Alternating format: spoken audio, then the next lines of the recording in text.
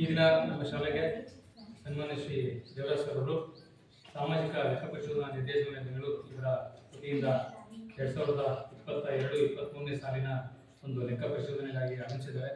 ಅವರಿಗೆ ಆತ್ಮೀಯವಾಗಿರ್ತಕ್ಕಂಥ ಸ್ವಾಗತವನ್ನು ಕೊಡ್ತಾ, ನಮ್ಮ ಶಾಲೆಯಲ್ಲಿ ಎಲ್ಲ ಮಕ್ಕಳಿಗೂ ಮುಕ್ತವಾಗಿರ್ತಕ್ಕಂತಹ ಒಂದು ಅವಕಾಶವನ್ನ ಹಾಗೆ ವಿದ್ಯಾಭ್ಯಾಸವನ್ನು ನೀಡುವ ಸಲುವಾಗಿ ನಾವು ಹೆಚ್ಚು ಕಡಿಮೆ ಇಲ್ಲಿಗೆ 2022ರಲ್ಲಿ ಹೆಡ್ಮಾಸ್ಟರ್ ಮತ್ತು ನಾನು ಇಲ್ಲಿಗೆ ಬಂದು ಒಂದು 3 ವರ್ಷ ಆಯಿತು.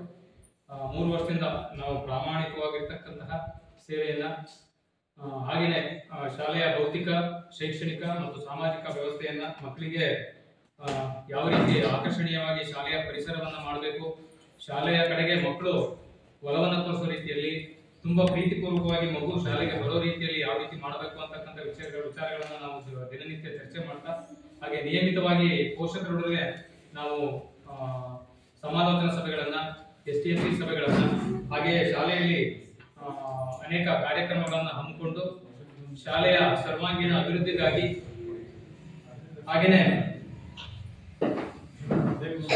ಸಮುದಾಯ ಇದ್ರೆ ಮಾತಾಡಬಾರ್ದು, ಸಮುದಾಯ ಇದ್ರೆ ಶಾಲೆ, ಸಮುದಾಯದ ಸಹಭಾಗಿತ್ವ ಶಾಲೆಗೆ ಬಹಳ ಮುಖ್ಯ ಆಗಿತ್ತು. ಯಾಕೆಂತಂದ್ರೆ ಪೇರೆಂಟ್ಸ್ ನಮ್ಮ ಜೊತೆ ಯಾವ ರೀತಿ ಇಂಟರಾಕ್ಟ್ ಮಾಡ್ತಾ ಇರ್ತಾರೆ, ಅವರು ನಮ್ಮ ನಡುವೆ ಯಾವ ರೀತಿ ಕಮ್ಯುನಿಕೇಶನ್ ಅನ್ನ, ಸಂಪರ್ಕವನ್ನ ಇಟ್ಕೊಂಡಿರ್ತಾರೆ ಅನ್ನೋದ್ರ ಆಧಾರದ ಮೇಲೆ, ಈಗ ಮಗು ಏನಾದ್ರೂ ಆಬ್ಸೆಂಟ್ ಆಗೋ ವಿಚಾರ ಇರ್ಬೋದು, ಅಥವಾ ಮಗು ಕಲಿಕೆಯಲ್ಲಿ ಹಿಂದುಳಿದಿರ್ತಕ್ಕಂಥ ವಿಚಾರ ಇರ್ಬೋದು, ಮಗು ಯಾವ ವಿಚಾರದಲ್ಲಿ, ಈಗ ನಮ್ಮ ಬಿಂದು ಅವರಮ್ಮ ನನ್ನ ಜೊತೆ ಸದಾ ಚರ್ಚೆ ಮಾಡ್ತಾ ಇರ್ತಾರೆ, ಯಾವುದು ಈ ವಿಜಾತಿ ಒತ್ತಕ್ಷರಗಳೆಲ್ಲ ಹೇಳ್ತಾರೆ ಸರ್, ಅದೇ ವಿಜಾತಿ ಒತ್ತಕ್ಷರಗಳನ್ನ ಗುರುತಿಸುವಾಗ ಸ್ವಲ್ಪ ಕನ್ಫ್ಯೂಸ್ ಆಗ್ತದೆ. ಈ ತರ ವಿಚಾರಗಳನ್ನ ಅವ್ರು ನಮ್ಮ ಜೊತೆ ಶೇರ್ ಮಾಡ್ಕೊಂಡಾಗ ಮಾತ್ರ ನಾವು ಆ ಮಗು ಎಲ್ಲಿ ಕಲಿಕೆಯಲ್ಲಿ ನ್ಯೂನತೆಯನ್ನ ಎದುರಿಸ್ತಾ ಇದೆ ಅಂತಕ್ಕಂಥ ವಿಚಾರಗಳನ್ನ ನಾವು ಅವ್ರ ಜೊತೆ ಸಂವಾದವನ್ನ ಮಾಡಿ, ನಿಮಗೆ ಅದನ್ನ ಪ್ರಿಪೇರ್ ಮಾಡ್ಲಿಕ್ಕೆ, ನಿಮ್ಗೆ ಯಾವ ರೀತಿ ಪರಿಹಾರ ಬೋಧನೆಯನ್ನ ಮಾಡಬೇಕು, ನಿಮ್ಗೆ ಯಾವ ರೀತಿಯ ಸ್ಕಿಲ್ಫುಲ್ ಟೀಚಿಂಗ್ ಅನ್ನ ಮಾಡಬೇಕು ಅಂತಕ್ಕಂಥ ವಿಚಾರಗಳನ್ನ ನಾವು ಪರಿಪೂರ್ಣವಾಗಿ ಅರ್ಥ ಮಾಡ್ಕೊಳ್ಳಿಕ್ಕೆ ಸಹಕಾರಿಯಾಗುತ್ತೆ.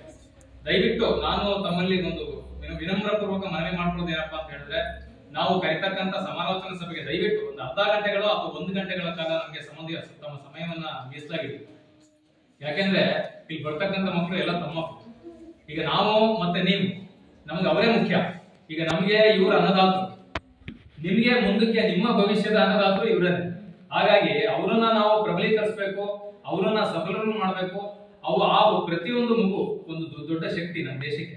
ಆ ಮಗು ಒಳ್ಳೆ ವಿದ್ಯಾವಂತನಾಗಿ ಮುಂದೆ ಒಂದು ಸರ್ಕಾರಿ ನೌಕರಿಯನ್ನು ತೆಗೆದುಕೊಂಡು ದೇಶದ ಸತ್ಪ್ರಜೆ ಆಗ್ಬೇಕು ಅಂತಂದ್ರೆ ಅದರಲ್ಲಿ ಪೋಷಕರ ಪಾತ್ರ ಮತ್ತೆ ನಮ್ಮ ಶಿಕ್ಷಕರ ಪಾತ್ರ ತುಂಬಾ ಮಹತ್ತರದಾಗಿರುತ್ತೆ. ಹಾಗಾಗಿ ತಾವು ಆ ಮಗುವಿನಲ್ಲಿ ಏನೇನು ವ್ಯತ್ಯಾಸಗಳನ್ನ ಕಾಣಿಸ್ತಾ ಇದೀವಿ, ಈಗ ನಾವು ಹೋಮ್ವರ್ಕ್ ಹಾಕ್ಬಿಟ್ಟಿರ್ತೀವಿ, ಇವತ್ತು ಎಷ್ಟೋ ಮಕ್ಕಳು ಹೋಮ್ವರ್ಕ್ ಹಂಗೆ ಬರೀದಾನೆ ಹಂಗೆ ಬಂದ್ಬಿಟ್ಟಿರ್ತಾರೆ. ಇಲ್ಲಿ ಬಂದ್ಬಿಟ್ಟು ನೋಡಿದಾಗ, ಅದನ್ನ ತೆಗೆದ್ಬಿಟ್ಟು ನೋಡಿದಾಗ, ಡೇಟ್ ನೋಡಿದಾಗ ಇದು ಹೋಮ್ವರ್ಕ್ ಮಾಡಿಲ್ಲ ಯಾಕೆ ಅಂತ ಹೇಳಿದ್ರೆ ಏನೋ 108 ಕಾರಣಗಳನ್ನ ಹೇಳ್ತಾರೆ, ನೆಪಗಳನ್ನ ಹೇಳ್ತಾರೆ. ಆಮೇಲೆ ಒಂದು ವಿಚಾರ ನಾನು ತಮ್ಮಲ್ಲಿ ಮನವಿ ಮಾಡೋದೇನು ಅಂತಂದ್ರೆ, ನನ್ನನ್ನು ಒಳಗೊಂಡಂತೆ ಮೊಬೈಲ್ ಅನ್ನ ಸಾಕಷ್ಟು ಅವಾಯ್ಡ್ ಮಾಡಬೇಕು. ಯಾಕೆಂದ್ರೆ ಎಲ್ಲರೂ ಇದು ದೊಡ್ಡ ಒಂದು ಅಡಿಕ್ಟೇಷನ್ ಆಗ್ತಿದೆ ಮೊಬೈಲ್ದು. ಮಕ್ಕಳಲ್ಲಿ ಅದೊಂದು ಸಿಂಡ್ರೋಮ್ ಅದು. ಇವತ್ತಿನ ಸುಮಾರು 40-45% ಮಕ್ಕಳಲ್ಲಿ ದೃಷ್ಟಿ ನ್ಯೂನತೆಯ ಒಂದು ಕಾಯಿಲೆ ಹರಡ್ತಾ ಇದೆ. ಅದು ಯಾಕಪ್ಪ ಅಂತ ಹೇಳಿದ್ರೆ ಆ ಮೊಬೈಲ್ ಕಾರಣದಿಂದಾಗಿ.